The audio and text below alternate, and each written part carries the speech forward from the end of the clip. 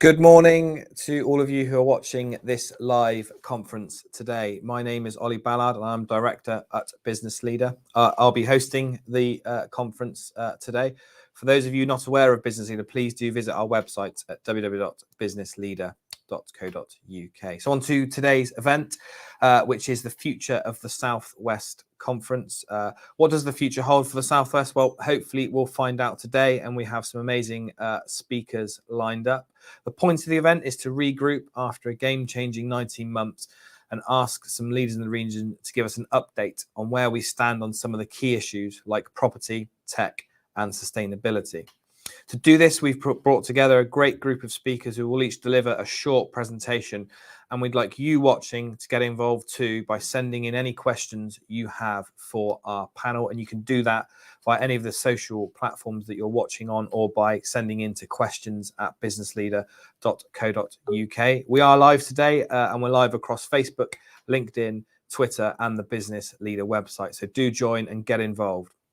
After each person talks, there will be a short window where we'll ask them any questions that have been sent in. Before we start the conference, I'd also like to say a big thank you to our partners for this event, Barclays, who have come up with this idea and supported it. And to kick off the conference, we're going to hear from David Goodall, who is Head of Mid-Corporate Banking in the Southwest. I'd like to just hand over to David. Morning, David. How are you? Yeah, really good. Thank you very much indeed. It's one of my first days back in the office actually today, and I think they've forgotten to switch the heating on. It's a little bit on the chilly side, hence the formal bit with the jacket on. But there we go. Look, thanks, Ollie. Great to be with you all this morning. And on behalf of Barclays, just like to welcome you all to this Future of Southwest Conference in partnership with Business Leader. As Ollie said, my name is David Goodall. I head up the corporate team for Barclays across the Southwest. So I'm lucky enough to have offices in Bristol, Exeter, and also in Truro. So today's conference is covering a very wide range of hugely important and relevant topics, as Ollie has said, including change, sustainability, talent, technology, real estate, and also climate.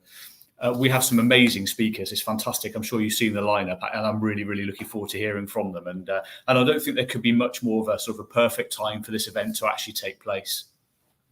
So for me, whilst this is about the future, I also wanted just to reflect back a little bit on what I've seen over the last sort of 18, 19 months or so. I've been very, very privileged to lead a fantastic team of bankers across the Southwest. And like so many others, they've had to contend with the fundamental change to their working practices too. One day working in offices and out and about with clients, which is actually what we thrive on, to the next working entirely from home and in a completely virtual world. In addition, and right from the outset, the key for us was about supporting our clients really quickly with the funding they needed via the various government-backed lending schemes. And the technicalities just changed like minute by minute. It was an awesome time to be in banking, actually, and the pace of change was just absolutely phenomenal. Massively dynamic, and all banks, not just Barclays, just had to move very, very swiftly to make sure we supported our clients in the best way that we possibly could. And in Barclays, we've put about £14.5 billion out under the government loan schemes over the last 18 months or so. So really happy to have been able to support our clients in that regard, but also been massively privileged to work with our clients and professional contacts throughout too. And I have been absolutely in awe of the way that you have adapted your businesses, some absolutely fundamentally so, been resilient through periods of closure and restriction, sought and maximised the opportunities and looked to come back stronger than ever, all during a period of confusion and instability. I hope that people take a little bit of time just to reflect back with a huge amount of pride about what's collectively been achieved.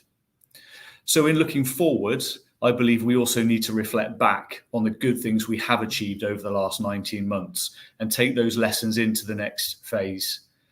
Underpinning all of this needs to be the ability to adapt quickly, seek views from others, move forward sustainably, and continue to look after the well-being of our people, an area where there is more to do, but where many businesses have made amazing progress. A huge thank you to Business Leader for making this event happen today, and to the speakers who are going to bring these key subjects to life. And on behalf of Barclays, thank you to all of you as well for joining us this morning. On that note, back to you, Ollie. Thank you, David, for that intro. And I think a really salient point about how businesses have adapted during these really, really difficult times. So thank you for that, David. We'll now pass over to Richard Bonner. Morning, Richard. How are you? I think you're just on mute there, Richard. I am. Apologies, Ollie. Great to see you, and great to sort of see everybody virtually this morning. Likewise, Richard. So I'll let you crack on, Richard, with your presentation, and thank you for being here today. That's great, David. Thank you very much for your introduction. And so, just to introduce myself, I'm Richard Bonner. I'm a senior leader of Arcadis, a design and engineering consultancy, and I'm also chair of the West of England Local Enterprise Partnership and a non-exec director of Business West. So first of all, Ollie, thanks very much for organising today with Barclays. I think it's great to bring this topic together at such a vital time for us.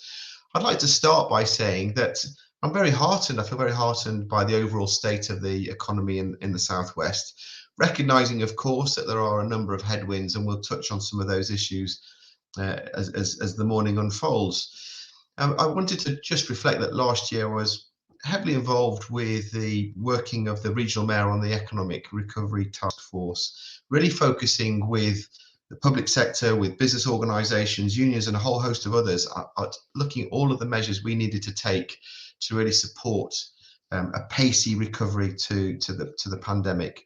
And I think that work really identified that when we came together across our different systems, when we collaborated, when we shared our knowledge and our insight, we really are able to deliver exceptional outcomes in our region, and we have created a really good platform with which we can build off.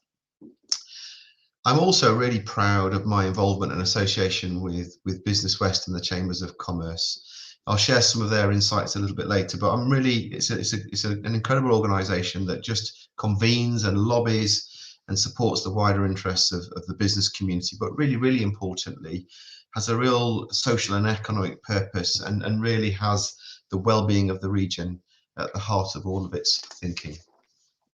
I thought I would share with colleagues this morning some of the work that we're doing through the Local Enterprise Partnership and our association with the Combined Authority.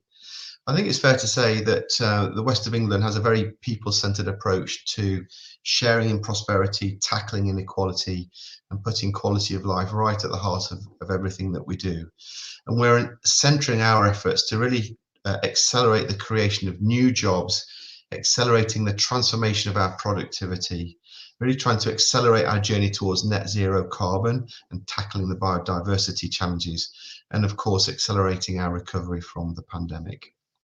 We're shaping those recovery plans to make our region a world-leading innovation hub, building on our strengths of our existing industries and investing to accelerate in new opportunities.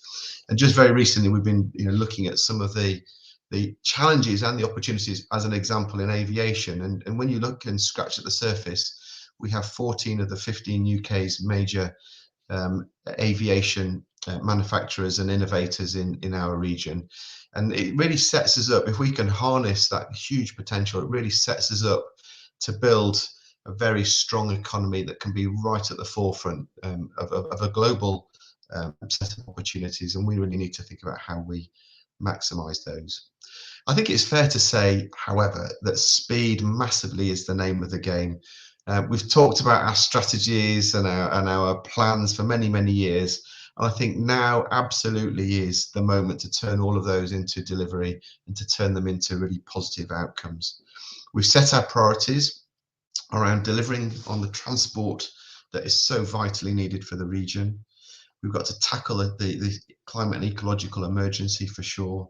Ensuring that people have the right homes and affordable places to live and call home is vitally important. Of course, as I said earlier, putting the West of England on the map for national and global success is going to be a key driver for the way we move forwards.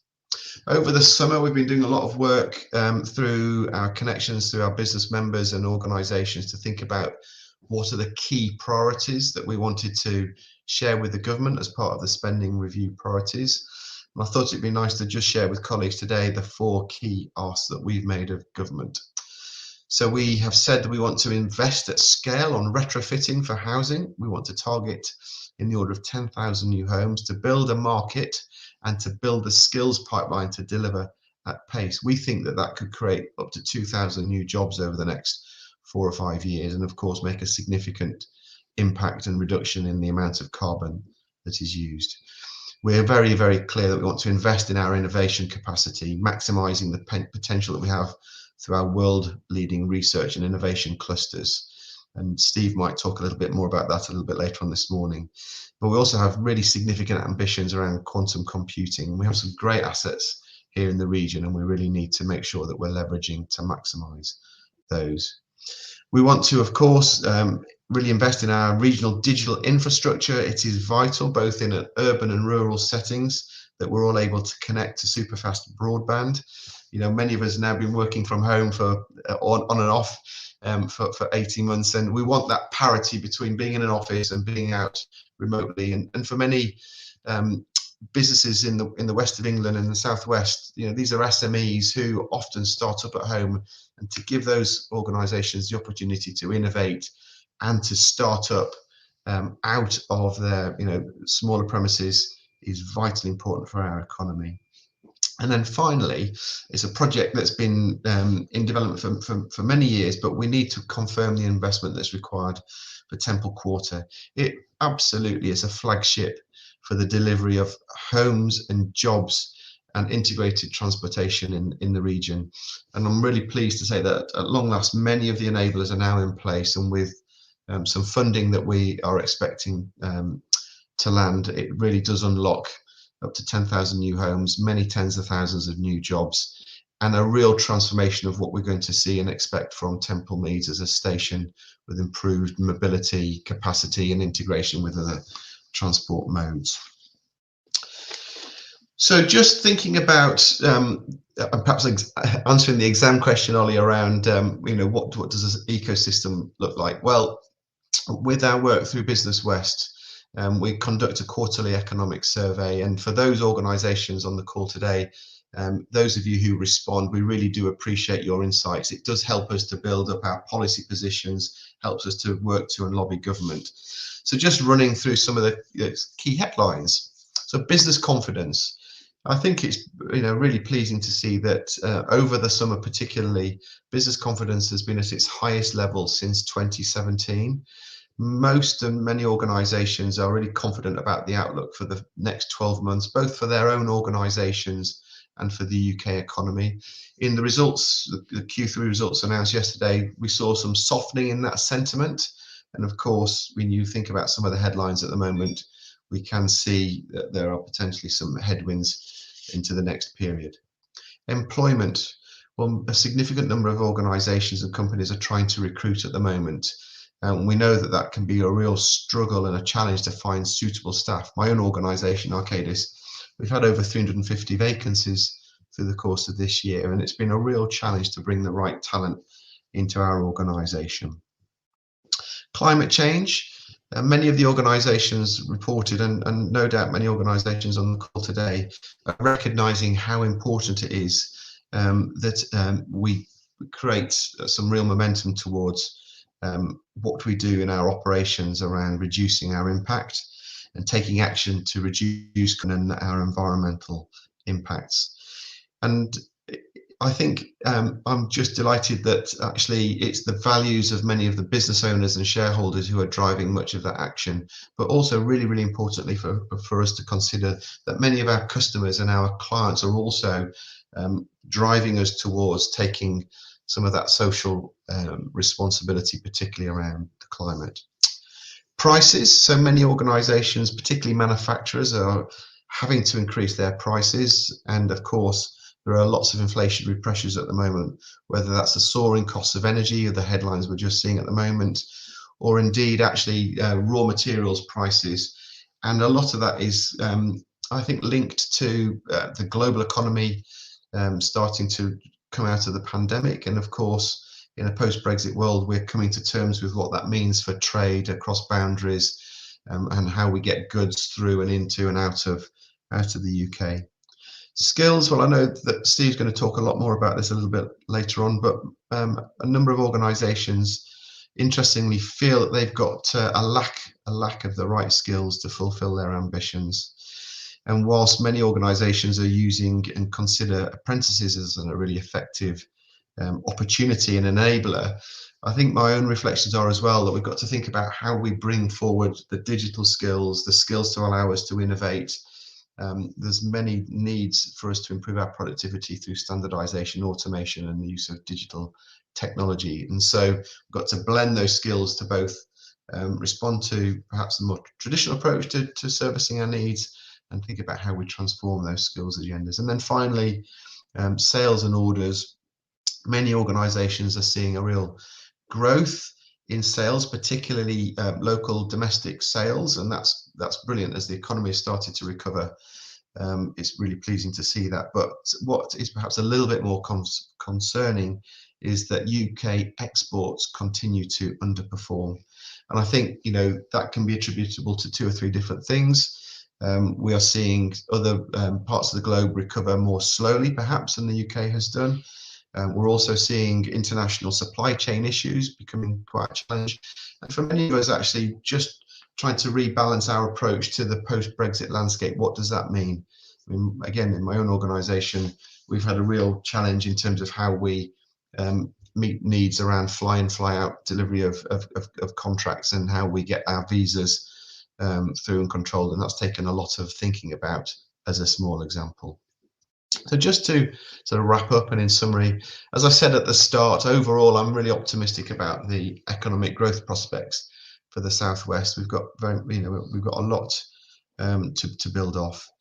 Our priority is being driven through the local enterprise partnership, and our public sector colleagues are really focused on improving the quality of life. But we have a real clear mandate to deliver on the transport solutions that we need, to deliver on the housing that is so urgently required, to tackle the climate emergency and in supporting the investment we need, to put the West of England really on the map for national and global success. With our friends at Business West, we can see that the overall business confidence is positive, but we know that there are many issues for us to resolve and to deal with. And then I think, and I like to talk about this around us as leaders. What are our responsibilities? What do we need to think about? And so just to perhaps wrap up, I think we as business leaders need to put productivity transformation right at the heart of our strategic thinking. Where possible, we need to think about how we can standardize, automate, and support our digital transformations. It's not new news, and David, you mentioned it, but we need to put our consumers and our customers and clients right at the heart of our plans, solving their needs and shaping propositions that improve that customer experience with ruthless focus is going to be vital for us to be competitive. Dealing with sustainability and the environmental, social, and governance, ESG reporting requirements, and reducing our overall carbon and environmental impacts is going to be essential. This is not something that we can often do alone in our own organizations. And certainly Nina's going to talk about how we can collaborate, how we can share knowledge and use our networks to work together to solve some of these intractable issues. And then finally, as I said earlier on, the fight for talent is raw for many of us. And as well as investing in early years and apprentices and skills, I think it's vital that we improve our overall equality, diversity and inclusion agenda. We need to really think about what our businesses look like, who we bring into our organizations, and that diversity of thought that is needed to transform us. And I think that that's a real ongoing vital business imperative. Ollie, thank you.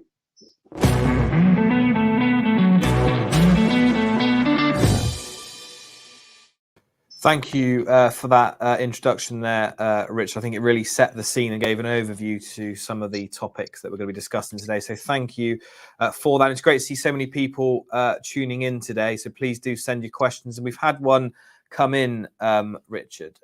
It's from someone who says, I work in the manufacturing space. I'd like to talk about Brexit and the pandemic and grants that have been available to businesses. Do you think there will be are cutting grants. I think obviously, yeah, he's talking about the impact of Brexit and the pandemic, and whether those kind of grants that maybe businesses have been used to will still be available. I don't know if you have any insight there, Richard. I think there's a couple of things to say, and clearly over the in the initial aftermath of Brexit, there was a lot of support available to business through grants and loans, and I think that was very helpful.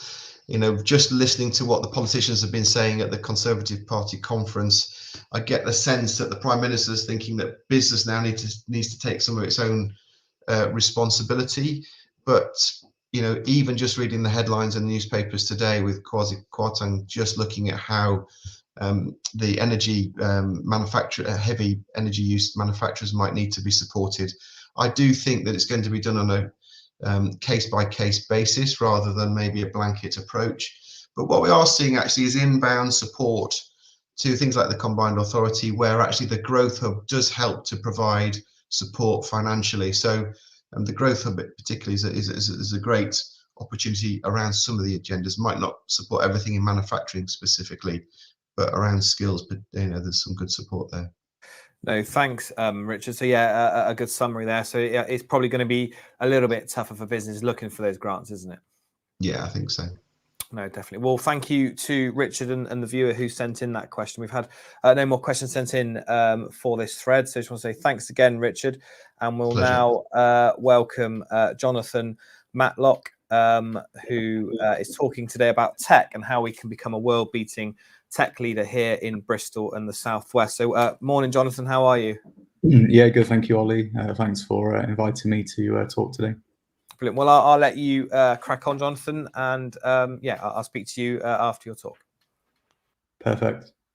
So yeah, I'm Dr. Johnathan Matlock. I'm one of the co-founders of Science Angel Syndicate, which is a angel syndicate that specializes in providing unique scientific due diligence to early stage investors and then helping founders to syndicate early stage rounds. And what I wanted to talk today about was kind of where the Southwest is today in terms of its performance for world-leading technology, and then potentially where the future could go and what the sort of still barriers are to enabling that kind of future. If I go to the next slide, please.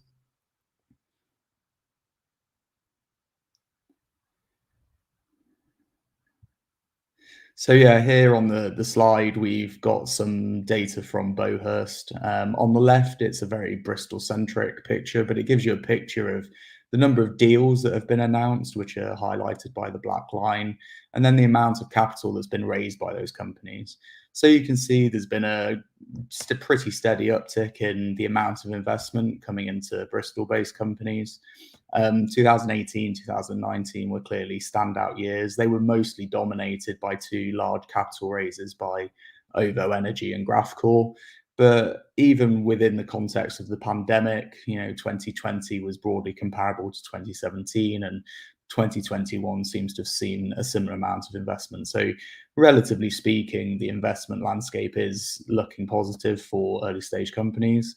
On the right, there is a more Southwest focused centre, and you can see clearly that the Southwest is a technology and IP based hub. You've got a large proportion of the investments going into technology and IP based businesses. So on the next slide, I wanted to highlight some of the companies that have done a good job of raising significant amount of capital. So a key part of any sort of tech-enabled cluster is that you have performance from key companies. So here's the kind of top 9 companies that have raised capital in the Southwest. And you can really see here there's a theme around the technology and IP-based businesses, from everything from semiconductors, fabrication at Exmos, haptics with Ultraleap. You've got crypto, cybersecurity and immersive labs, all the way through to Graphcore, who are enabling, you know, next generation of quantum hardware. So there's a lot of people raising significant amount of capital. And then on the next slide, I wanted to show a picture of how that's kind of distributed around local authorities in the Southwest. So you can see there's a large concentration in Bristol and Bath, but it's relatively well distributed across the Southwest. And I think this shows that there's lots of interesting activity and opportunities for high growth startups in and around the region. Another key aspect, which I want to talk about on the next slide, is that in order to enable any high growth startups, you obviously need funding. And what we've seen recently in the last couple of years is the emergence of some Southwest-based venture capital type funds. So last year, Science Creates Ventures raised their first EIS fund, which was around a £13 million fund. Bristol Private Equity Club, who've been one of the leading investors in the Southwest, having done 19 deals since 2016, announced a securing of the Regional Angels co-investment fund from the British Business Investments in partnership with Newable. So that brought another £10 million to the Southwest to co-invest alongside Bristol Private Equity Club into early stage businesses. And then the Exeter-based fund Quantex, which has also recently just launched, which is an SEIS fund, again, is a similar kind of quantum. Cedars and Crowdcube are very prominent in the Southwest. They've done over 50 investments within the last couple of years. So that kind of crowdfunding scene is very prevalent in the Southwest. Obviously, Crowdcube was set up in Exeter. And then we've also got some university-focused funds. So the University of Bristol Enterprise Fund that's run by Parkwalk. That's a really early stage fund that looks to invest in technologies coming out of the University of Bristol. So the next thing you need on the next slide is infrastructure. So the Southwest has got a wide variety of different technology spaces that are enabling high-tech industry startups and other companies to prosper. We've got a number of science parks based there, down in Exeter and Plymouth. In Bristol, we've got the Science Creates incubators, so Unit DX and Unit DY. We've also got Future Space up at the University of West of England. We've also got the National Composite Centre, which is obviously a national centre for innovations in composite materials. We also have a number of other sort of specific infrastructure around the Bristol VR Lab, Bristol Robotics Laboratory, and obviously we have a number of interesting accelerators. Oracle Startup Cloud Accelerator is probably the most well known. On the next slide, we're going to look at some of the enablers of those that infrastructure. So most of you have probably heard of the Set Squared partnership. So this is a collaboration between the universities of Bath, Bristol, Cardiff, Exeter, Southampton, and Surrey. So it does spread a little bit outside of the Southwest. But collectively, that basically covers a region of about 70,000 tech firms, a collection of 15,000 plus researchers, 140,000 students, and research budgets of 600 million per annum. And that partnership is really about technology transfer, so commercialization of research. We've also got other tech-enabled initiatives such as TechSpark, which has got that focus on the Southwest as well. And obviously the key component of that on the next slide is our university base. So this is the knowledge. It's also the talent, right, where we're generating the next leaders and people who can come into these businesses. And I think across these universities, we've got some world-leading research. And I think that research has the opportunity to be commercialized across all aspects of technology, whether that's life sciences, deep tech, digital technologies, advanced materials, all sorts of different technologies are coming out of these universities. So on the final 3 slides, I just want to talk a little bit about what the requirements are for a high growth ecosystem. You need these 6 components in order to facilitate high growth ecosystems. So networks, so that's things like the Set Squared partnership, TechSpark, and other connectors of people, knowledge, and other aspects. You obviously need the funding, and that's important across early stage equity finance, later stage growth financing, and obviously other types of debt financing that might be available to companies. You obviously need high performing companies, because it kind of goes with the territory that if you get companies successfully raising high amounts of capital, that comes with it associated jobs. And it also acts as a catalyst to attract talent to the Southwest. And I think the Southwest is beginning to get a reputation of poaching talent from other places within the UK because of the unique combination of opportunities that the Southwest presents. We obviously have a strong talent base. I think Bristol has the highest concentration of people with PhDs in the UK by area. So we're training and collecting a lot of student-based tech talent, but also higher-based, more experienced talent of people with industrial experience coming in and helping to support some of those high-growth companies. We obviously need that knowledge base. And I think that's the combination of the university reaches that we've got in the Southwest. And market reach really looks to the establishment of really large industry that can then look to support and implement high growth startups. So we've got everything from our aerospace legacy in Bristol and the Southwest, and all sorts of other industries such as Dyson, IMDb, and the creative industries. We've got a lot of market leaders in that space. So on the next slide, I want to talk about what are still some of the problems. And I think infrastructure is still a large problem for a lot of technology-enabled companies. And I think this announcement of a new site near Bridgewater in the Southwest, just off the M5, is a really exciting development. So it's called Gravity. They're looking to develop 616 acres of land with multi-use opportunities, such as purchasing, leasing buildings, and they're really trying to create a hub for the Southwest for companies, high technology companies, to come and base themselves. So I think that's a really exciting development, but I think we need more. I think we need opportunities, especially at the early stages, for repurposing maybe of city centre buildings that have kind of been moved from retail focus. Could you convert those into interesting workspaces for companies to come and repopulate city centres? I think there's all sorts of options out there. So that's kind of one of the aspects that's still a little bit of a barrier for science and technology companies. So Gravity is a great initiative to be hearing about. On the next slide, we obviously need to have mechanisms for identifying talent, and I wanted to highlight Spin Up Science here. So Spin Up Science specialize in the training and identification of world-leading scientists, and they look to develop their leadership and innovation capabilities and help them to drive forward world-changing technologies. And they've got a number of schemes working with universities in the Southwest and further afield. And also they specialize in helping early stage companies through their venture studio, which is where they provide operational support in return for sweat equity for early stage companies. And I think that identification of talent, especially for technologies coming out of universities, is a critical component of that transfer across those sectors. And then obviously, finally, on the final slide, I wanted to highlight where we've come from. So I think our key USP as a early stage angel syndicate is that we're both investors and scientists. Personally, I've been angel investing for the last 3 years, and I continually get asked to do due diligence on early stage science companies.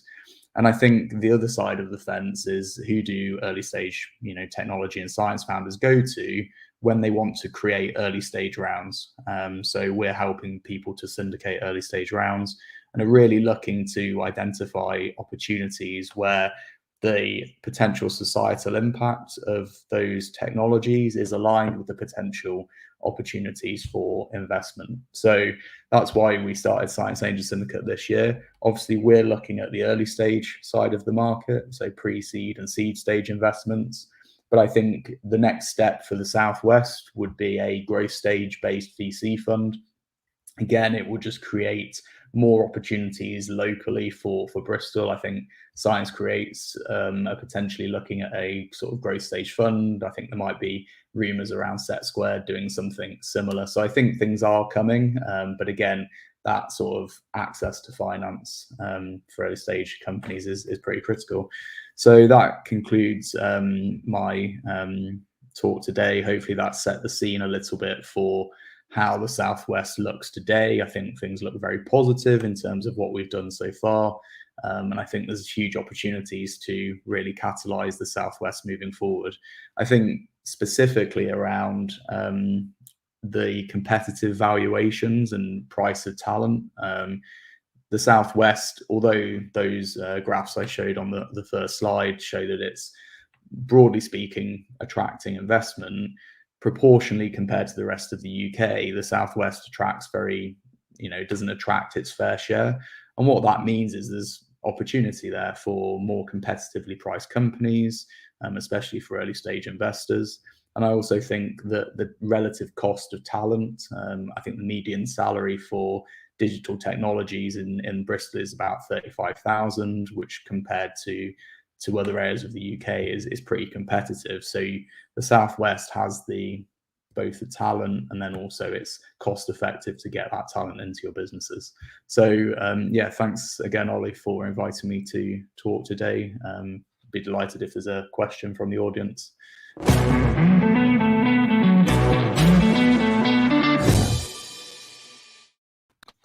Thank you, Johnathan, for that overview there of the tech space. I think some really, really interesting points have come up. We have had a question come in. It's quite an interesting one, actually. As the world opens back up, do you feel it'd be worthwhile for some Southwest tech firms to go on sort of trade missions to other leading tech cities? I know there's something that happens in many other sectors, but places like South Korea or Silicon Valley, for example.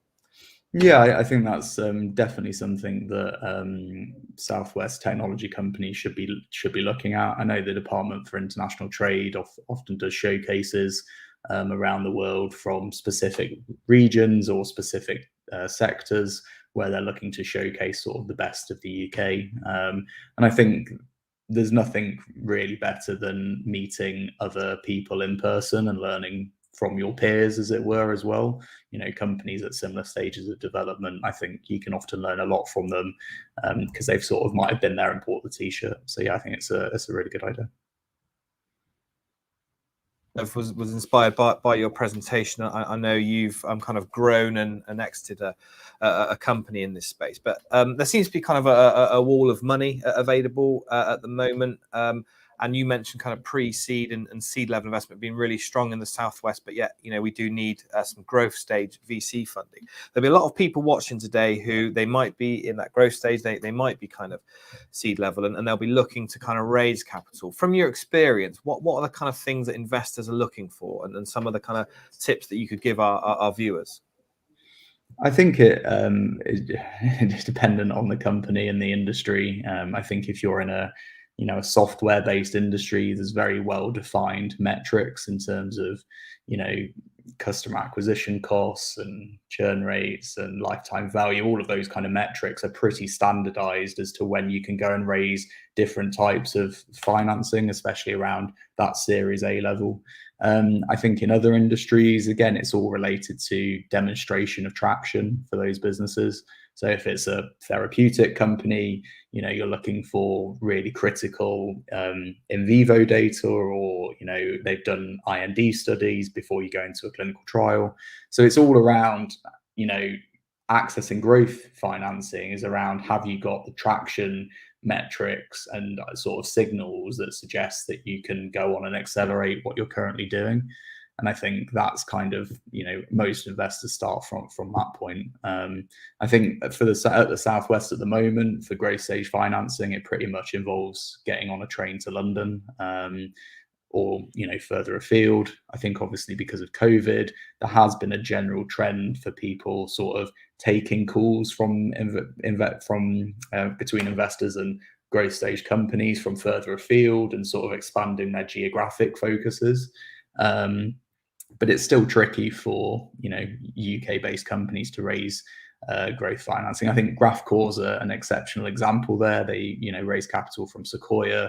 I think there's a funny quote, which was that one of the partners said they never expected to be coming to Bristol, but then when they did, they realised that the quality of the team that Graphcore had assembled was among the best that they'd seen. So kind of a good example of the the right companies can be formed in the Southwest, but we need more Southwest-based growth stage VCs, I think, would really catalyze the next stage.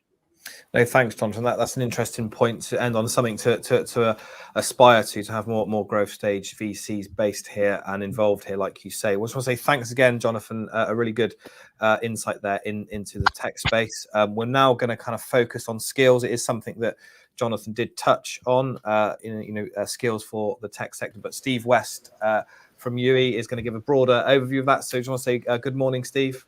Good morning. How are you? Yeah, I'm good, thank you. And yourself?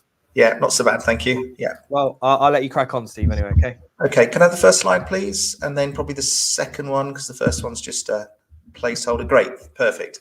So I'm going to very quickly go through what we're dealing with in terms of skills, both for the here and now and the future. And this slide with a little collage on it just reminds us that, in effect, what we're having to do is try and predict and project what skills do we need now for the here and now, and then what do we need to be creating going forward. And you've heard the Prime Minister, you've heard politicians in the past say we need to be going for inclusive growth, clean growth. We need to be investing in our futures as a high-tech environment, and we need good jobs with good pay. So easy to say, really difficult to deliver.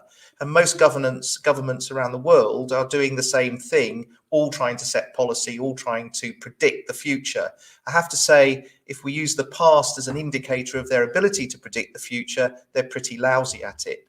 So we've got to try and encourage organizations to begin to think about the future so that we can input more effectively into the design of our current position so that we build for the future. Remember that the kids at primary school already going through their education are going to be going into jobs that perhaps haven't yet been invented.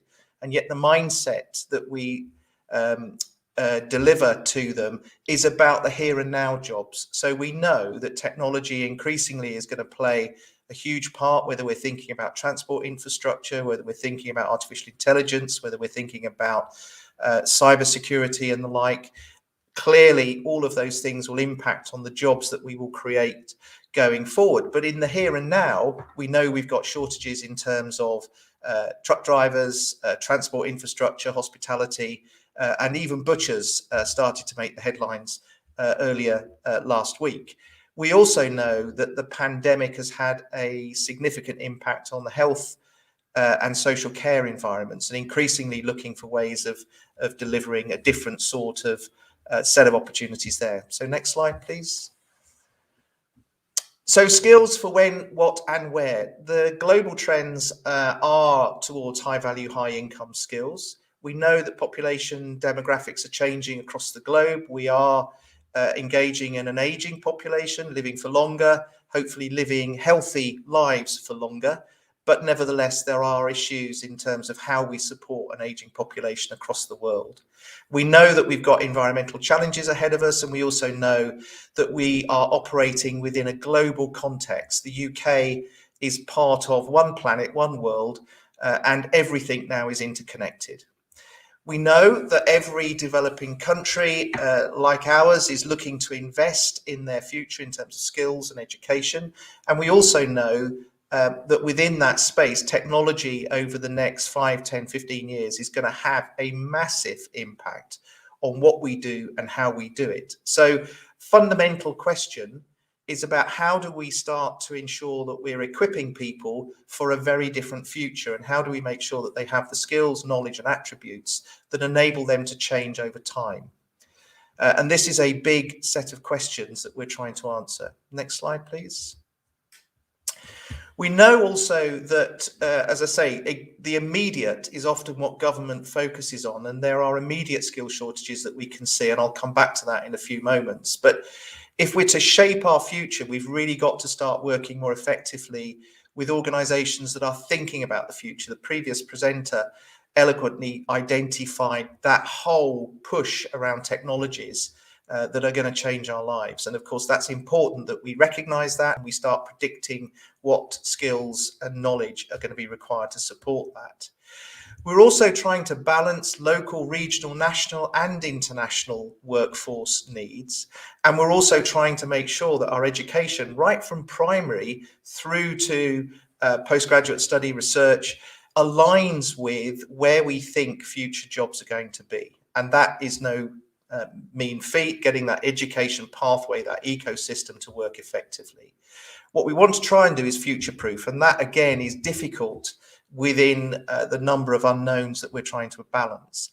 What we've done at the university is to work with a company to start trying to map local and regional skills deficits and where jobs might be alongside education.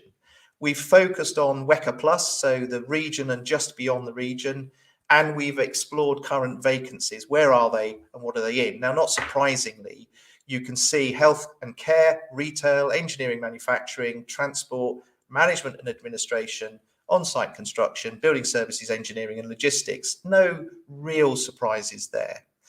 But it's what goes on inside those big buckets that is really important. Next slide, please. What you've got on this slide, and I'm very happy to share the slides, is a breakdown as to what we think the job trends are going to be and the pathways to jobs over the next 10 years or so. And within that, you can see that there are expansion areas. Interestingly, building and service engineering, not surprisingly, we'll see around a 5% growth. Hospitality, desperately in need of skills and jobs at the moment as it recovers, 5% growth. Health sees growth, and of course you can see in retail growth, but probably a different sort of retail as we go forward. Less reliance on the big stores, more about bespoke, more about offering a different experience to consumers. And then of course 5% growth in management and administration. So again, no real surprises in there, but you can start to see shape changing.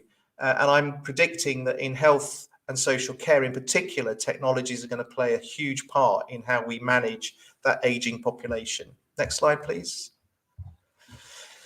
We then looked at the top 10 pathways that were there in terms of where are these new jobs and pathways going to be. And the highest number of jobs and openings, not surprisingly, are going to be in health. Retail is still there, but as I've said, it's going to change. And then you can see on that graph the shifts in order: engineering, manufacturing, process control. And again, technology and robotics is going to play a huge part there, all the way down to maintenance, installation and repairs.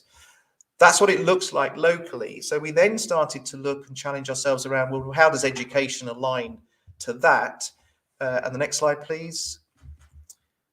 The next slide starts to cut those main areas into what education is provided, apprenticeships, further education and higher education, and what's the cut, what's the mix. Again, this links to where we're seeing expansion in education as a result to the demand in employment. And the biggest areas, of course, management and administration, and the massive rush towards apprenticeships is very clear in that particular graph, as is health. Massive expansion in health apprenticeships, delivered both within the HE sector and FE sectors. And then as again, we go down all the way towards building and engineering. These graphs are live and current and obviously change over time. Next slide, please. We also need to recognize that in the school systems and college systems, things are beginning to change in terms of how we prepare young people for entry into the workplace. And increasingly, you can see, again, the shifts at level 3, 4, 5, and 6 in terms of the sorts of areas that we're seeing expansion in and what people are studying. So if you imagine the new kid on the block is T-levels alongside A-levels, and the T-levels predominantly sitting between A-levels and BTECs, you can start to see that the shape of the education is beginning to inform where people might go in terms of their future careers. It's also important to note that some of the apprenticeships in FE are at levels 1 and 2. It's not all about level 3, 4, and 5, but that's not on this particular graph. We were just focusing on level 3, 4, and 5. What I would say is that the future is about ecosystems and is around how we create ecosystems that can feed off of each other and shape the future in terms of the jobs market. Importantly, we need to recognize that that job market may change as technology begins to come in. Next slide, please. So a little bit more detail. I won't touch on this slide very long. It just gives you a breakdown of the levels 3, 4, and 5 and 6, and in particular the cut of where you see more activity. Next slide, please. So what are we missing? Well, we're missing a very important point, relates back to the previous speaker. Everybody is pointing, both within the UK, but also nationally and internationally. 94% of employers point to the skill shortage in the UK tech industry. 54% of employers need to reskill in the next year and a half in both hard skills and soft skills. And $2.5 trillion is the potential global economic impact of positions remaining unfilled due to the skills gaps. So there's an increasing balance between how we predict and challenge both current workforce and future workforce to think about the impact of technology. How's that technology going to be invented? How's it going to be translated and pulled through into jobs? Those startups are fantastic, but we need to be able to build and grow those startups and get them to be big employers. And of course, that requires us to manage the funding streams and manage the environments within which we can sustain good growth. There's also a big push around not just the knowledge gaps, the hard skill gaps, but also soft skill gaps. 80% employers say that soft skills are increasingly important within business success. And 59% hiring managers state that soft skills are difficult to find in job applicants. So the human to human interactions. Next slide, please.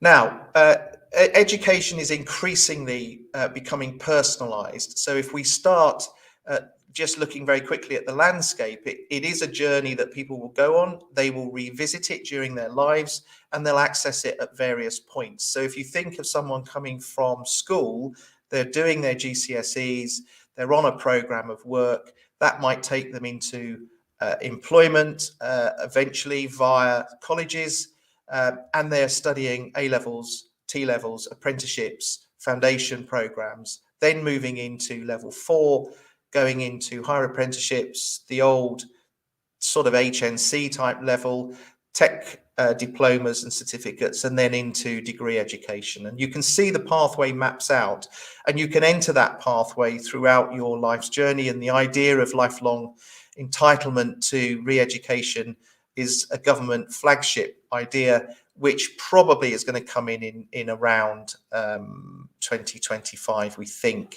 by the time it's all resolved in terms of funding streams. So lifelong learning, important, and continue to be a feature for what's going to happen in terms of the skills market. Next slide, please. So what are we trying to do at UE to I guess predict some of where is the world going and where might the jobs be created? Remember what I said, most kids at primary school will be going into jobs that have yet to be invented. So imagine their story. They're, 6, 5, 6, something like that. In 15 years' time, they're coming out. What are they going to go into? So environments that allow us to explore this in a joined up way are going to be hugely important. And that does pick up on previous speaker in terms of research and innovation and tech environments that allow us to explore, to create test beds and to work effectively across subject domains and disciplines.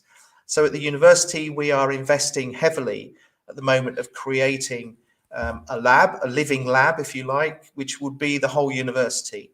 And within that, we will have incubator, Future Space was mentioned earlier, Bristol Robotics mentioned earlier. And we also have within that space, Bristol Health Tech Hub, which is specifically around the whole health and social care environment. But equally, if we're going into that digital environment, big data, artificial intelligence, cybersecurity are massively important for our region. And if you think about what's happening, not just down towards Gravity, but up towards Gloucester with the development of a huge cyber park, that brings with it huge opportunities for us as a region to really punch our weight in new data, cyber, and use of intelligence. And then, of course, we have to recognize regional skills are going to be important. Regional Skills Academy is being established at UE. That's to pick up all of those areas where we need people at technician grade in particular, both within the digital environments, but also physical environments. We still need people to do repair all of the trades. We are desperately short across the southwest of heating engineers, electrical engineers, carpenters and the like. So let's not forget that technician workforce is also part of an important ecosystem. And then around innovation, innovation that is going to help us solve some of our global challenges, including climate resilience. How do we create sustainable environments going forward? And that will create a whole raft of new jobs around that green agenda. Again, working with industry to try and ensure that we invent the right things for a workforce for the future.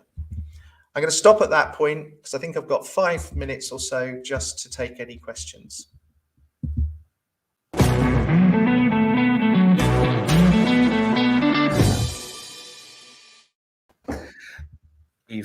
For that overview of skills. Interesting to see some of the jobs that we will be needing to train people to fulfill in the future. So thank you for that. We have had a question come in from a viewer. It's quite pertinent.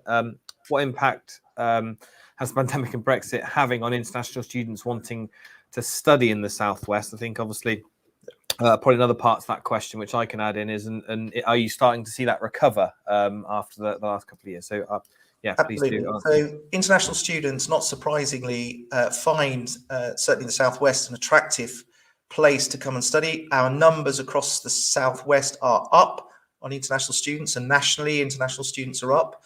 Yes, the impact of Brexit has had a big shift in terms of how European students think about studying in the UK. So we've seen the EU student population drop significantly, but that's been more than compensated for by international student markets opening up, new markets opening up.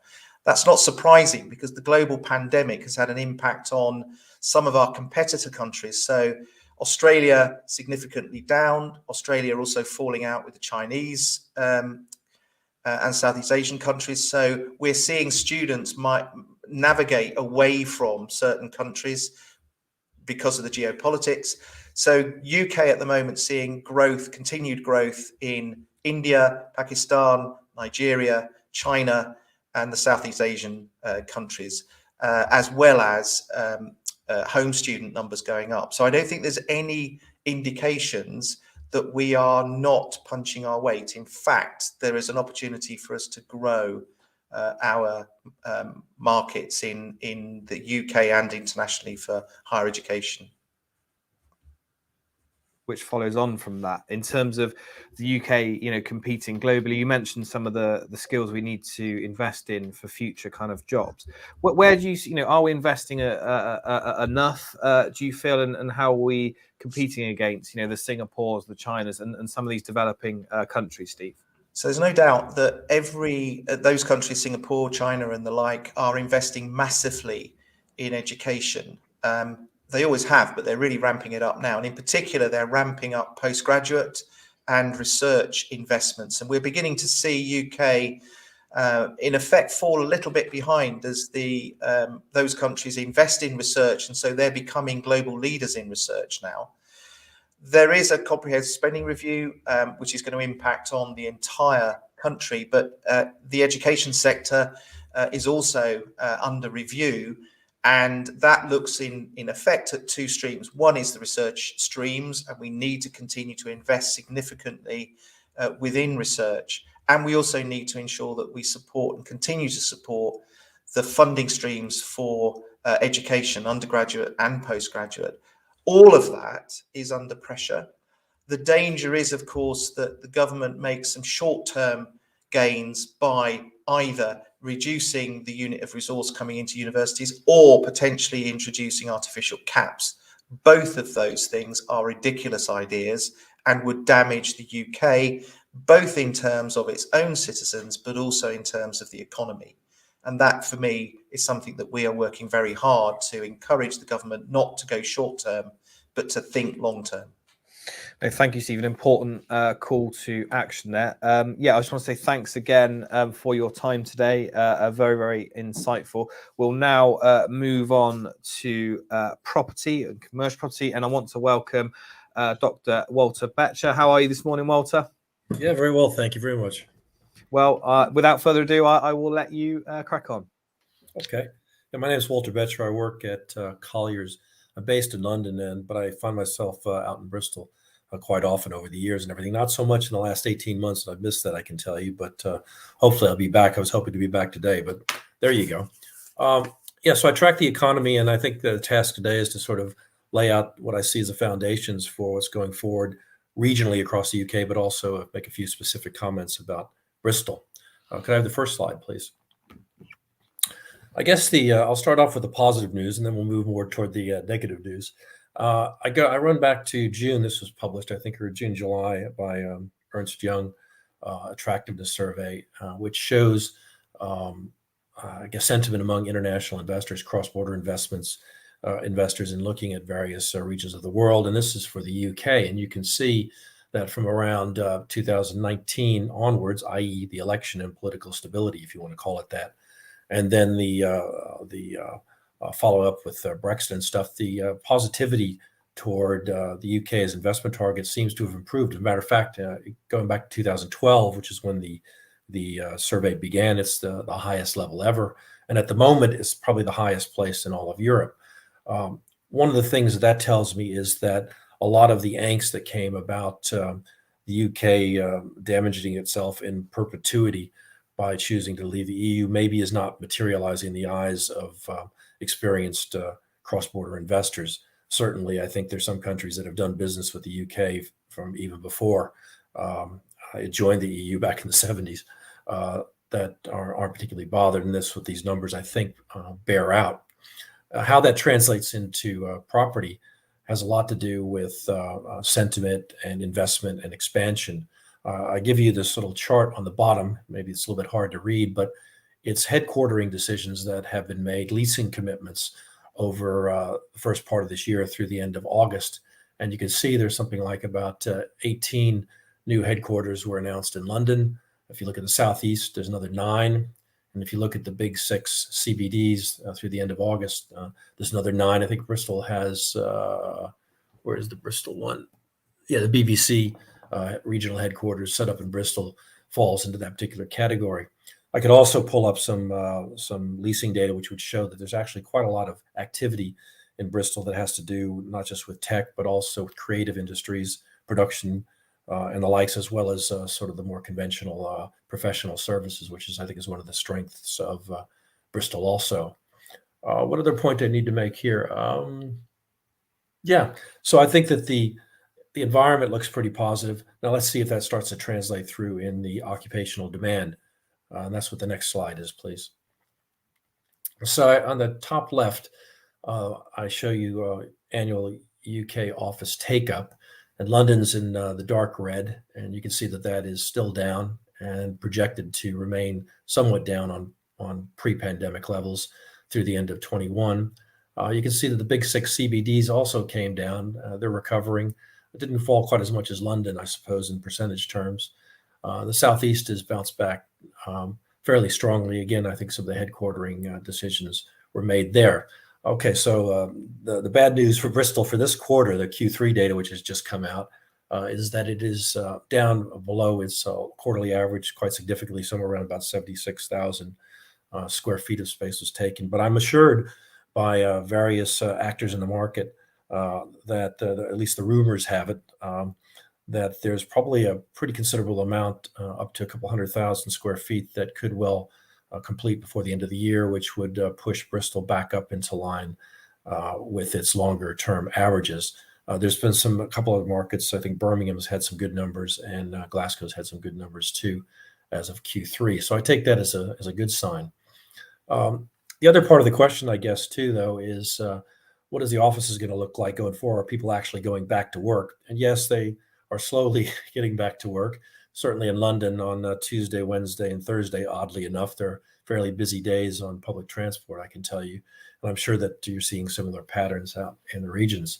I got a little bit of canvas of what all the companies are saying, ourselves and all the other leading agents in real estate on what they expect of offices going forward. Everybody considers it to be a focal point, center of a work ecosystem, integral to company culture. You can see it on the chart there, key role in working life. So I think we're all singing from the same hymn sheet. Everybody agrees that hybrid working is going to be the norm going forward. That's going to be driven pretty much by investment from multinationals and how they go about organizing themselves.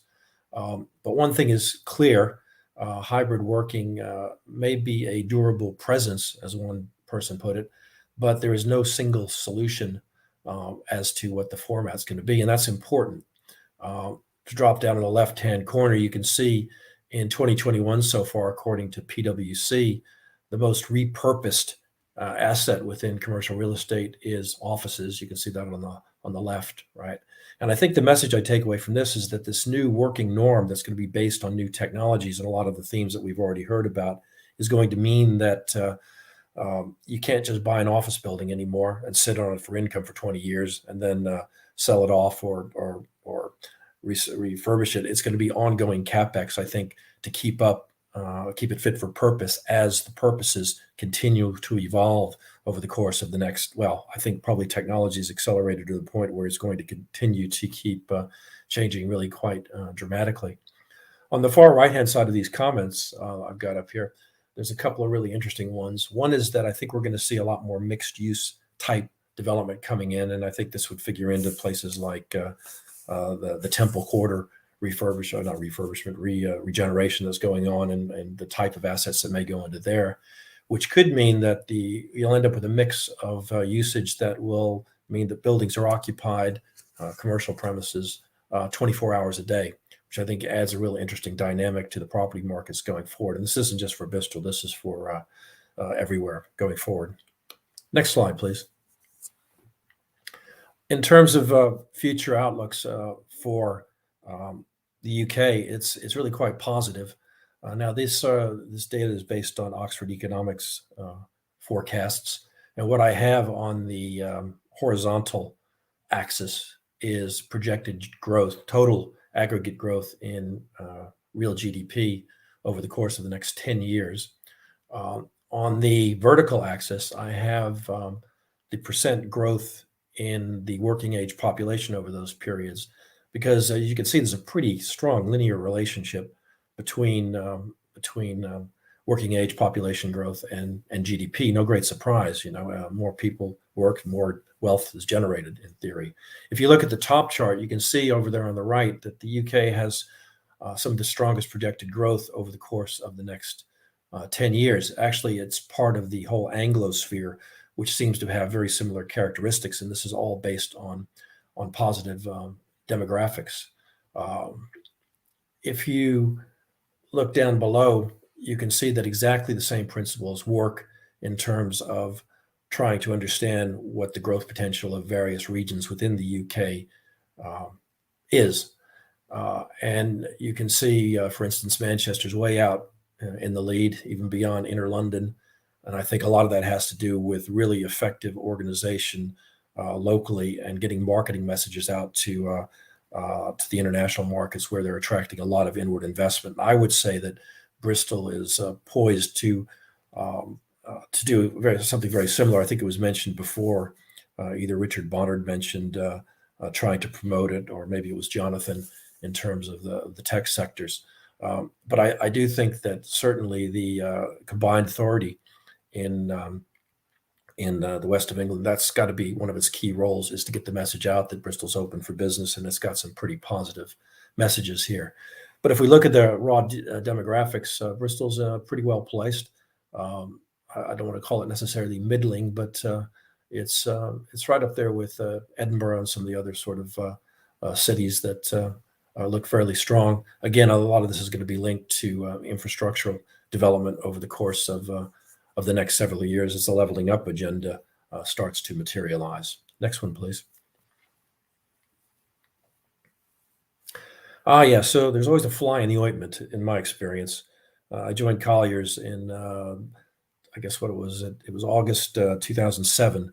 The credit crunch had just broken, but nobody told me about it. And of course, everybody wanted to know what it meant immediately. And I tell you, it's been a roller coaster ride since then as I work as an economist for a property company.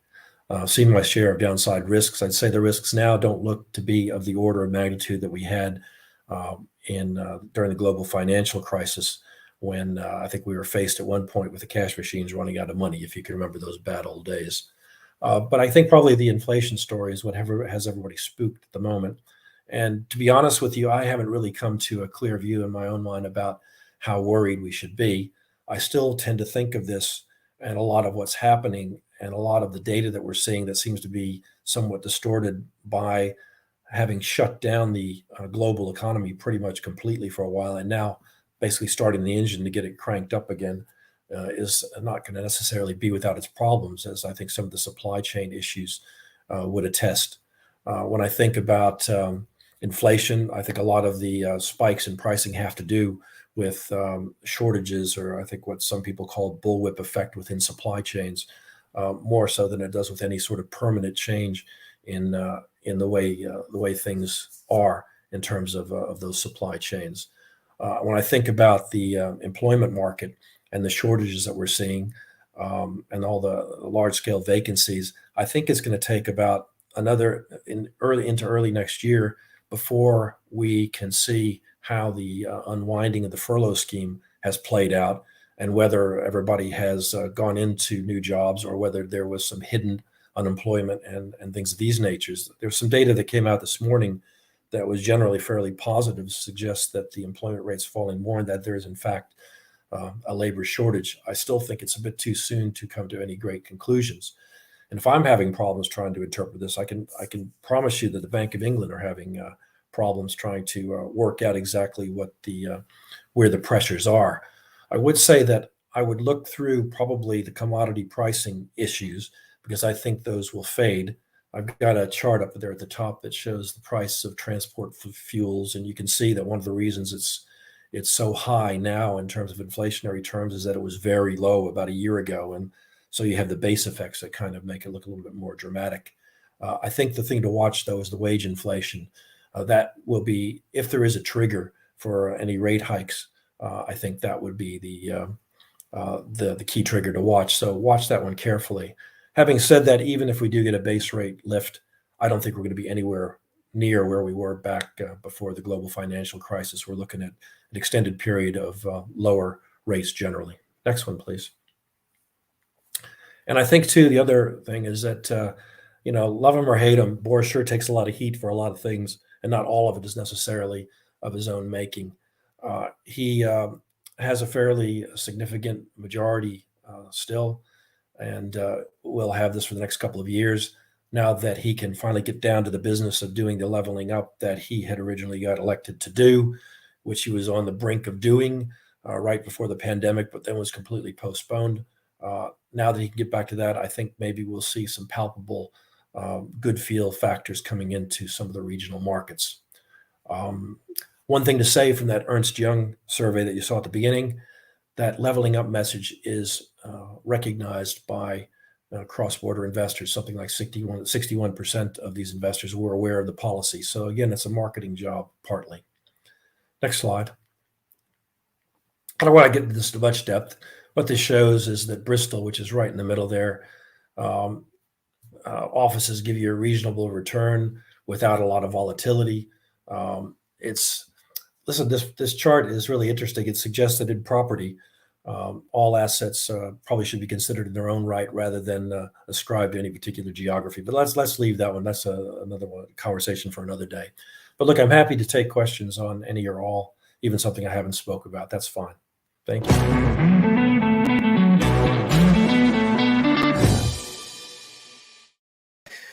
Thank you, Walter. That was interesting as ever. We've had a really interesting question come in. I'll probably need to provide a bit of context for those that might not know. It's all gone quite on Evergrande, who, for those that don't know, are a big Chinese, or a gigantic Chinese property business who were struggling. Suddenly, there was a lot of noise about it. They might go bust, and that will have ripples through the global economy, but it's gone quiet now.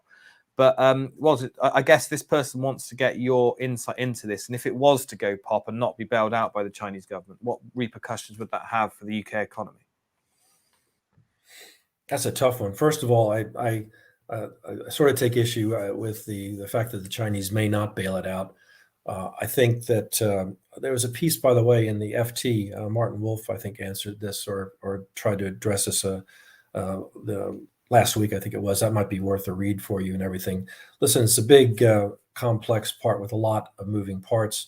There's talk about splitting off part of it that's the damaged part of the company, and selling off the management component of the company, which is actually pretty big and pretty well capitalized. That, coupled with assurances that the Chinese intend to limit any sort of long-term systemic risk that stretches beyond China, I think is gave me enough comfort to where I'm not hanging on the edge of my seat every morning, seeing what the latest part of the how the story's going. So at the moment, I'm fairly relaxed about it, and I think that the potential for some sort of Lehman's moment is, if anybody believes that, is probably a bit overblown. Walter, really interesting question, and it's good to know that we might be avoiding another Lehman Brothers there, Walter. It's something I wanted to pick up on as well.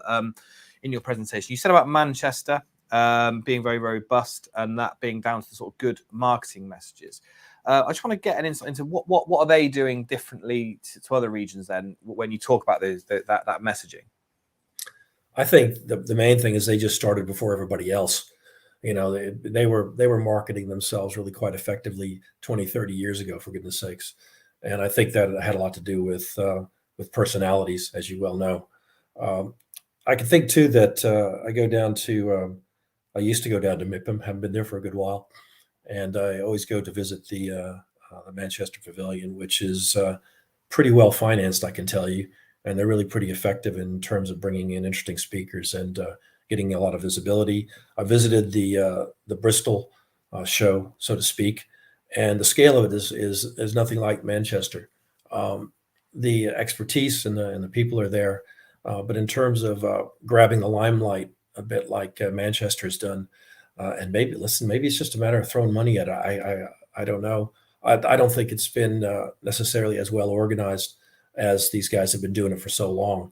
Nevertheless, it's better than others. I can promise you that, and I always do my part to try to promote it for the Bristol, but you'll be pleased to know. So no, thanks, Walter. I mean, those were the questions. So I just want to say, really do appreciate your time and insight today. It really was fascinating. So thank you to Walter, and we'll now move on. Good morning, Zara. How are you? Hi, Ollie. Very good. Thank you. Good stuff. Well, I'll let you continue with your presentation. Okay. Great, thanks. Thank you, Ollie, for having me here today. So I'm here talking about making change count and looking at diversity and inclusion. And as I was thinking about the talk, the first words that came to my mind were Greta Thunberg's words last week, I think, where she was saying blah, blah, blah in relation to what people are doing about sustainability and the green economy. Because we keep on talking about diversity, we keep on talking about inclusion, and yet data last week revealed that the gender pay gap is increasing. The fact that ethnicity pay legislation is not coming in means that that is also not being taken seriously. So the only words that are coming into my mind were blah, blah, blah. So what are we going to do about it then was my next question. And I could talk right now about how being diverse is good for business and diverse businesses perform better. But I want to move away from that and actually bring examples of 3 things that are catalyzing for change in the Southwest and helping us potentially become more inclusive as a region. The first one is the C word, it's COVID. So it's inevitably, we have to mention it because over the past 18 months, it has exposed a lot about inequality in the Southwest and also broader around the country. It has exposed how we value jobs that are done by women or that are done by Black and ethnic minority representatives, and how we think about those jobs and how much we rely on them. If you look at public health alone, which is something we've relied on over the past few months, over 70% are made up of women, and yet pay disparities within the NHS and the medical profession are huge, and women continue to be paid less and continue to be valued less within those roles, either because they perform lower paid occupations or even when they do similar type jobs and similar type hours. In addition to that, we've relied on supermarkets, we've relied on a lot of the kind of the frontlining staff. A lot of the times, lower paid people who we really need to reconsider how we value those jobs. And as it happens, those jobs are oftentimes performed by women, oftentimes performed by people of different ethnic minority groups. So we really need to revisit and understand, why is it that the jobs that ensure that we survive over the past 18 months are the lowest paid within our society, and how can we go about that? One thing to remember as we think about that is the value of job was pretty much assigned in a post-World War II era, when a lot of the decisions around pay were being taken as in a patriarchal society. And a lot of those jobs and the value for jobs was assigned by men. And we take that for granted and we take it with us into the 21st century. But we live in a more diverse society. We live in a more diverse world. And we need to reconsider, why is it that we value some of those jobs that are performed by particular people as lower value? We also live in a changing world. I mean, COVID or not, automation is still happening, AI is still happening, the changing landscape of work is happening. And as Steve has mentioned in the previous presentation, that the landscape of skills required is changing. If you look at World Economic Forum reports from last year, looking at the future of work, they're very handy kind of information and data around the 20 jobs that are on the increase and 20 jobs that are on the decrease. And if you look at the 20 jobs on the increase, they're very much tech roles. They're roles like data science, cybersecurity, anything to do with artificial intelligence and kind of looking at Internet of Things, so very highly technical roles. They're coming up on the increase. They require a lot of technical skill. They're also very highly paid. So on average, for the jobs that are on the increase in the UK over the next 5 years, we're going to see jobs that pay over £40,000 a year on average, but they're also very male dominated. If you look at the jobs on the decrease, they're very much lower paid jobs that pay around £20,000 a year, and they're very much dominated by women or by ethnic minority groups. You have a lot of roles in retail, you have a lot of roles in accounting, you have a lot of roles in kind of bank clerks and tellers, and all of those roles are are disappearing from the economy, and we really need to think about what we're going to do about that. So we have the two factors out of three. One is COVID. The second one is the changing landscape of jobs. And then the third one is we're becoming increasingly diverse. The Southwest, in particular, Bristol, is a very diverse city, and yet we're still not representative enough when it comes to different roles, when it comes to public sector representation, when it comes to women on boards, when it comes to Black and ethnic minority representatives on boards. So the vibrancy of our population really needs to match with how we rethink the economy and the value of roles within the context of COVID, and also within the context of the changing landscape of work. So those are kind of, in my view, the three catalyzing factors that are really pressing for change. And change needs to happen soon. So I thought then, if we are to make change count, what does change need to be? Change needs to be fair. So it needs to be fair, and it needs to be driven by data. More and more companies need to look at their data and understand their workforce. How diverse is their workforce? How many women do they have? Within what occupations, and also within what kind of levels across the organization? Data can speak to these factors a lot. And I think it's important to start bringing this data into boardrooms. If you look at larger businesses, for instance, with a wider global presence like Unilever, they've introduced a lot of this metric at board level in their annual reports, not as a kind of side page to make everyone look and feel good in terms of diversity and inclusion, but alongside financial indicators. So they have financial indicators for the business alongside fairness indicators for the business that look at fair pay, that look at representation of women into different roles in senior leadership, that look at representation of women and ethnic minority groups across supply chains. And having that data and looking at fairness as a big part of your kind of annual reports and your boardroom meetings really brings this to the forefront. Change, in order to count, needs to also be inclusive. So inclusive in that it's not enough to go out and recruit people and place them in some jobs and say, we've done something about it. People need to feel that they're part of the organization, that they bring value. And it's up to the organization to start thinking about how they create that inclusion, how they create the new word on the block is belonging. How do they create that sense of belonging for people in the organization?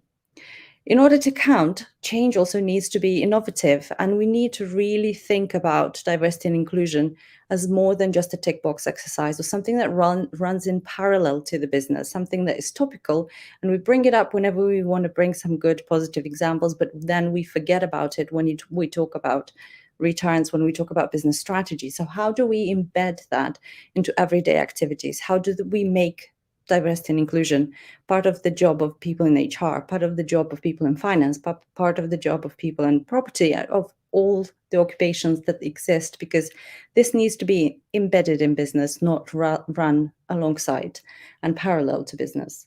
And of course, there's also the issue of profitability. Change counts in this sector, and we can't ignore that also change brings increased profitability, and companies that have more women on their boards and more representation of diversity on their boards outperform their competitors.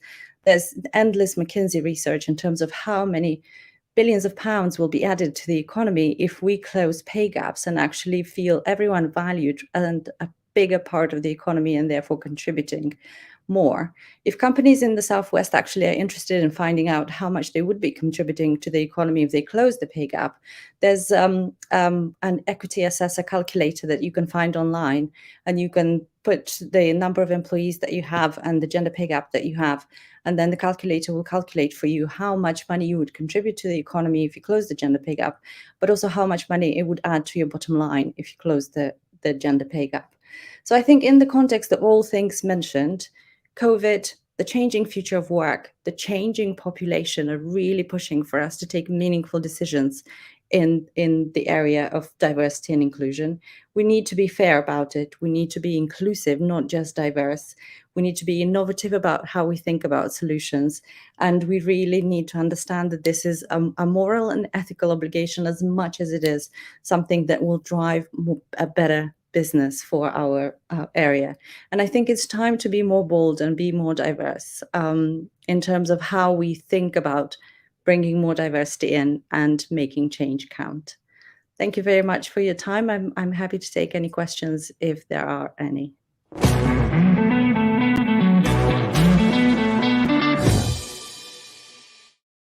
Thank you, Zara, for your presentation. We have had a question come in. I'm struggling to employ a more diverse workforce as I'm rural based. Are there any groups that support with this? I think that's quite an interesting question. I know you kind of touched on that a little bit in your presentation, Zara. But yeah, it is. People often don't think actually. Is it more difficult in rural areas? I mean, I think it's we've inherited a system where it is more difficult, perhaps because rural areas aren't that diverse, but it's about revisiting that and trying to understand why are they not so diverse, and how can we create more diversity and attract that talent into the rural area, because it's not the lack of talent. Talent is there. It's just the kind of, I think, a mismatch in terms of where the opportunities are, how we talk about those opportunities and how relevant they would be to people of diverse backgrounds. And just and I guess in terms of where they might be able to go in terms of groups and support, I think that calculator would maybe be a good idea to start, wouldn't it? Yeah, it's equity assessment calculator, and it's a good starting point. There's also a lot of groups in Bristol that do support around this. Be On Board is one of them, and it works brilliantly with women and Black and ethnic minority groups to kind of look at career progression and representation across boards. There's a lot of work that is being done in terms of by the Women's Commission and kind of looking at creating more diversity and inclusion. But I think the key is about collectively moving into this space. So everybody needs to want this to happen, and also being a bit more innovative. We've done the gender decoder where we put job ads through a gender decoder and it tells us if it's more male coded or female coded and then make decisions on that.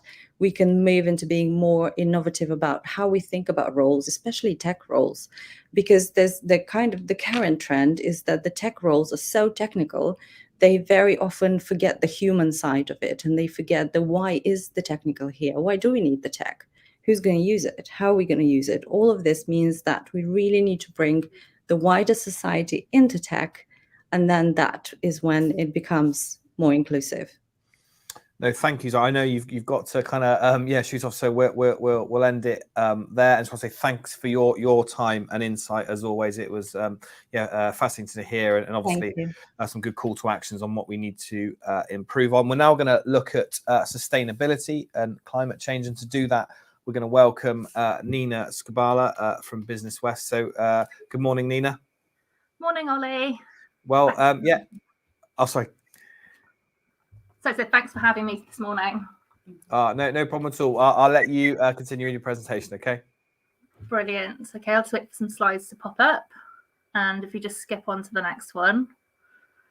So climate, today I'm going to talk about the climate crisis and specifically how we're dealing with this and how business is dealing with this in the Southwest.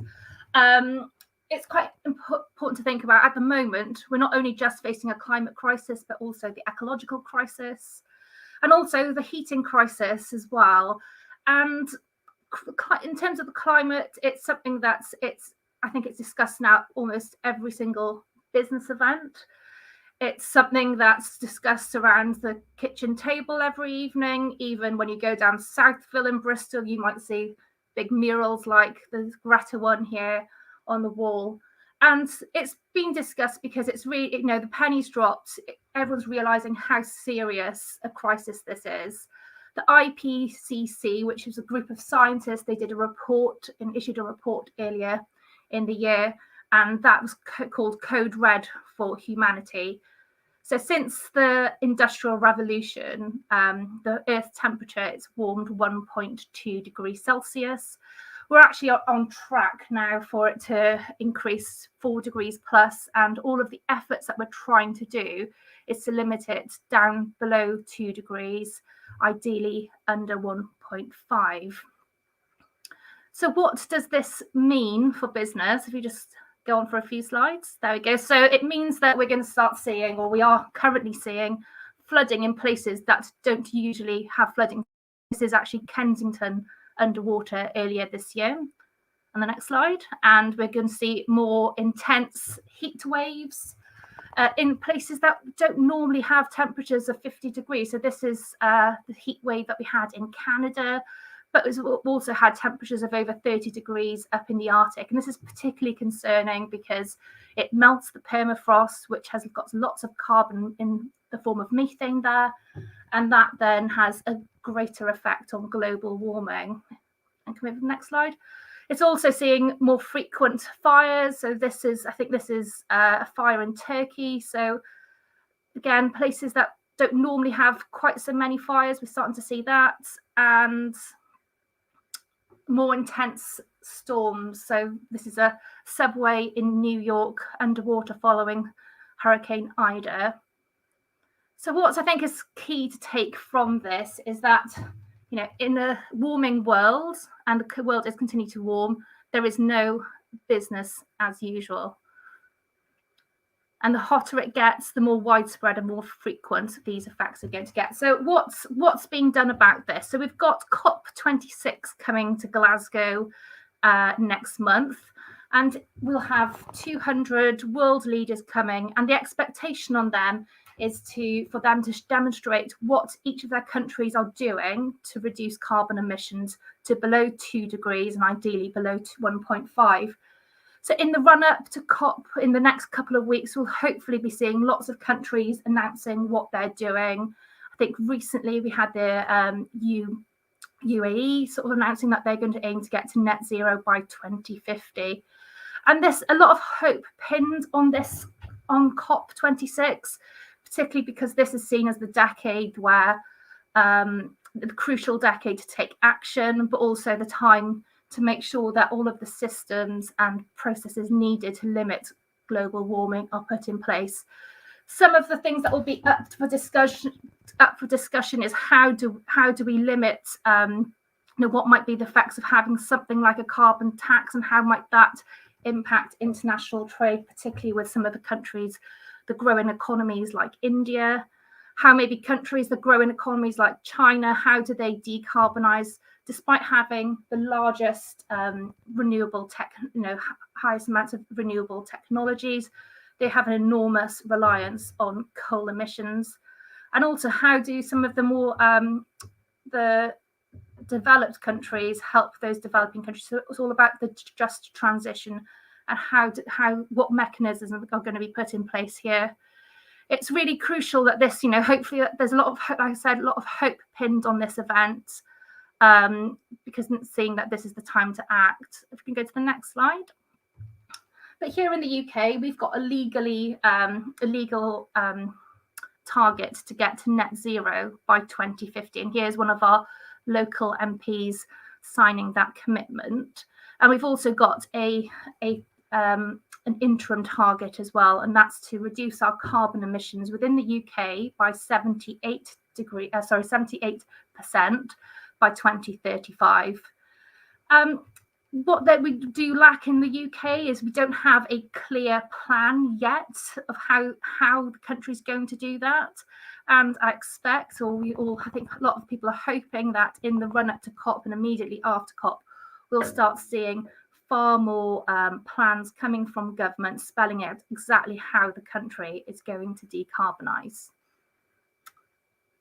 But locally, with the councils, they've actually opted for a more ambitious target, initially led by Bristol, which was the first local authority to declare a climate emergency. They tend to go for a net zero or carbon neutrality target by 2050. And what we can start seeing here, I think, is more local authorities trying to use their powers.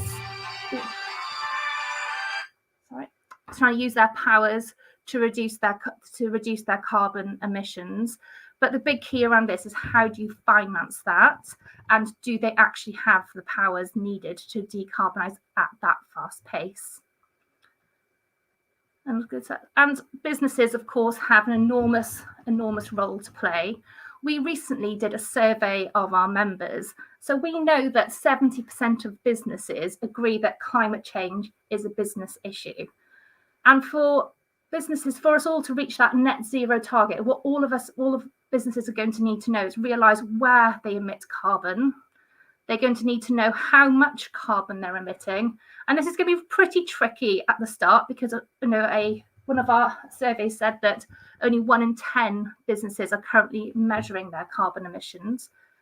And after reducing those emissions right across their business as much as is possible, they are then going to need to compensate for that residual carbon, whatever is left, by removing that equal amount of carbon and having that locked away in either the biosphere or in rocks. But there's lots of questions about technology around that. So what I'm going to do for the next few minutes is just have a look at some of the examples of some of the businesses, what they're doing. And what's going to be really interesting here is seeing that actions being taken by all different sectors, all different sizes of businesses. So the first place that businesses will emit carbon is direct emissions. So this includes things like any company-owned vehicles or any boilers that you might have on your site for heating. So we've got Procter & Stevenson, which is a creative consultancy in Bristol. Now, they've had a policy to have electric vehicles only for the last 15 years. And then you've got companies like Magic Touch and SME in Swindon, who've recently purchased an electric van. And my own company, we've got heating controls that allow us to match the heating in the building to match occupancy, so that we can be far more efficient in the heat and the resources that we're using. The other place that businesses can cut down their emissions and are doing so in the Southwest is this indirect emissions. So this comes from the emissions from purchased electricity, and the technical term for this is Scope 2. So you've got companies like the Bath Pub Company, who've installed far more efficient cooking equipment, and that's got the added benefit not only of cutting down bills, but also creating a far more pleasant environment for their staff to work in. You've got Recycling Technologies, which over in Swindon, and they produce a manufacturing process to reprocess waste plastics. And they're in the sort of pre-development stage. And what they've done is actually gone back to their engineers, realizing that the process is very energy efficient, and asked them to look at redesigning it with energy efficiency in mind. And then the Wave up in South Gloucestershire, Now, they purchase all of their electricity from 100% renewable sources, but have also got plans of actually taking the facility off-grid with solar panels and the use of battery storage. And that's just some of the examples there of companies reducing emissions in the Scope 2 space. Can I go to the next slide? The other place, so this is where it starts getting a little bit more trickier for businesses. So businesses also emit carbon from indirectly from their upstream activities. And this can include things like staff commuting to work, any business travel, emissions arising from supply chains. And this gets a little bit trickier for companies to understand exactly how much carbon is attributed to each piece of this. For some of the examples happening locally, or companies doing things to reduce carbon in these areas include companies like Arval over in Swindon, who have an EV salary sacrifice scheme to help their staff to reduce their own travel emissions. Trojan Bins up in Gloucestershire, they are onshoring their manufacturing from the Middle East, or from the Far East over to the UK. That way they can reduce some of their emissions from their supply chain, where the products are produced in the UK, which has lower emissions on our electricity grid, and also lowers of the emissions as well of transport. And then we've also got a distillery as well over in Wiltshire, and they actually offer a scheme where they take back some of the bottles as well. So that's introducing circular economy into their business so that their products don't then become waste. We'll go to the next one. And the other thing as well we've got also seeing is lots of companies as well are looking to how they can offset some of their carbon emissions. So one of them, the top one there, is it's a design company in Bristol. Now they offset their emissions using gold verified emissions. So that means that company will then invest in projects overseas. Lots of these are supporting things like the Sustainable Development Goals and help those countries then to avoid creating more carbon emissions. Viper Innovations down in Portishead, they've purchased a woodland, and their staff and the company are then going to be custodians of that woodland, and they're going to be planting more trees. And Ecotricity, they've gone down a rewilding route and they've purchased a piece of land with the RSPB, and that's looking at returning pieces of land and allowing nature then to reshape those pieces of land. So there we've had a couple of examples there of the different ways that companies across the Southwest are doing this. And what's going to be key as well over the next few years is that we're going to now start seeing lots more companies doing it, but also that they need to be doing it all at the same time. And net zero offers lots of opportunities as well for business. I think it's really important for us to realise that businesses are really well placed not only to adjust to net zero, but to benefit from it. And particularly those companies that have clean products and services. And here is just a very small list of some of those businesses that are growing because of owing to the net zero economy. And I'll just highlight a couple of them for you. So you've got HydroServe, who have got a product that monitors carbon emissions in the marine environments, and that they're exporting that technology over to Canada.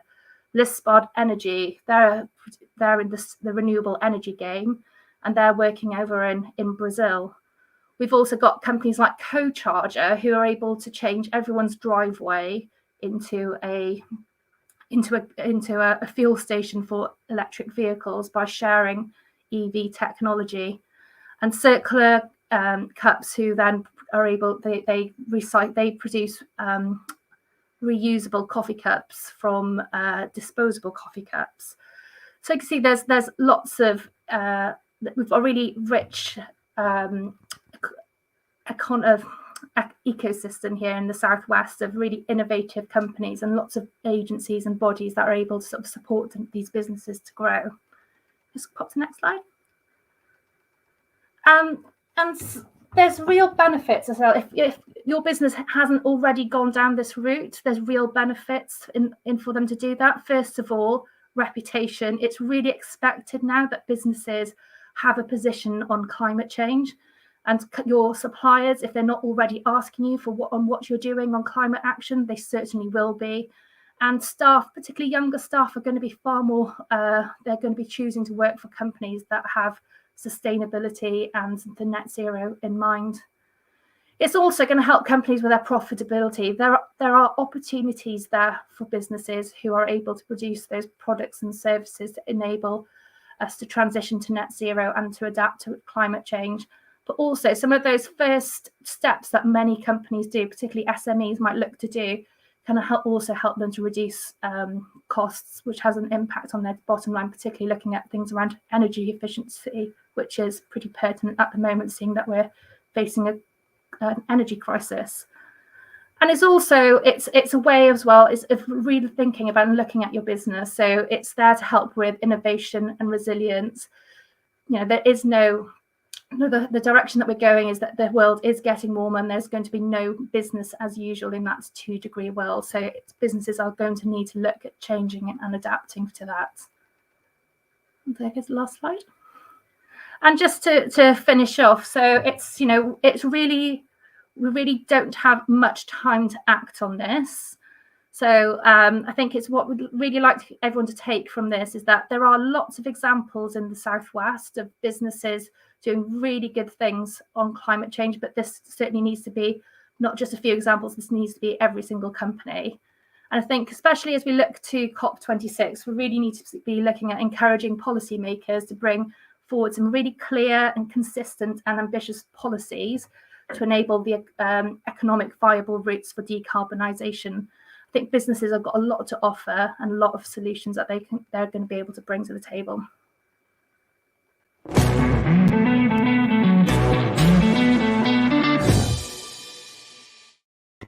Thank you, Nina, for that oversight there. We've actually had 2 questions come in. We've had one from A. Warburton. He's submitted this through Facebook. So how realistic do you think the UAE 2050 target is, with them being one of the largest carbon producers and oil exporters in the world? A really interesting question there. That's a really interesting question, Aid. And yeah, I've not looked into the specifics of that, but I think it's realizing that, we need to have these countries, particularly those oil producing companies, looking at stepping away from fossil fuels. So I think it's a positive step. It might not be fast enough for some people, but I think if they need to realize that we're not going to be reliant on fossil fuels in the future if we are to reach net zero. So I think it's a really positive step, and hopefully they'll start looking at some of their other assets that their country might have to offer. But it's all part of having this just transition and this sort of global approach to it's a climate change, which is a very global problem. Thanks, Nina. We've also had another one that's coming through the website, so don't have a name attached to this one, unfortunately. But again, another interesting one, just as I read it. Would you like to see legislation brought in to punish companies that greenwash? I think probably what the behind the question is, like you have advertising standards, that if a brand says something that isn't true, they get punished. So could we do that for greenwashing? I think something along the lines would be useful. It's incredibly difficult for consumers and business alike sometimes to realise what's greenwash and what's not. So I think I think there's a lot of education needed in doing this, and even some of the people who've been working in sustainability for a long time, everyone's on a bit of a learning curve. So I think it would be great to see something in place on legislation, but I also think that businesses need to be educated, because there's lots of misrepresentation and things they might be misleaded. So it's making sure that they are given the opportunity and the skills that they can then realise what is greenwash and what's not as well. No, really good point there, Nina. Thank you for that. And thanks for your presentation and your insight there into some of the good things that Southwest companies are doing to tackle this global problem. That is the end of the Future of the Southwest conference. I want to say thank you to our 6 speakers today who took the time to put together their presentations and talk to us. And I want to say also thank you to our partners today, Barclays. And we're just going to hear a final word from David. So, David, David, yeah, thank you again for supporting. And yeah, how did you find the conference? Fantastic. Yeah. When I saw the lineup of the speakers, to be honest, Ollie, I thought that, we're in for a cracking morning, and absolutely that has been the case. I feel completely up to date with what's going on here around the Bristol and Southwest ecosystem. And thank you, Ollie, and your team actually for making this such a slick event this morning. It's worked perfectly. It's still really, really cold in here, though. I nearly had to nip out and buy a jumper, but I've managed to hold on in there. But those of you on the presentation, those of you on the call, and this event this morning, I just wish you every success as you get back into whatever the normal is going to look like. We feel really optimistic, and yeah, just all the best. And I hope it all goes well for you. Thanks a lot. No, thanks, David. It's also, yeah, as David mentioned, thanks to all the people. We had loads of viewers today, which is great across the 4 different platforms. And thanks for sending in a question if you did. Couldn't get to all of the questions because of the time limit, but if you do send it through, again, we will try to get that answered for you. So thank you again to all of our speakers and to Barclays.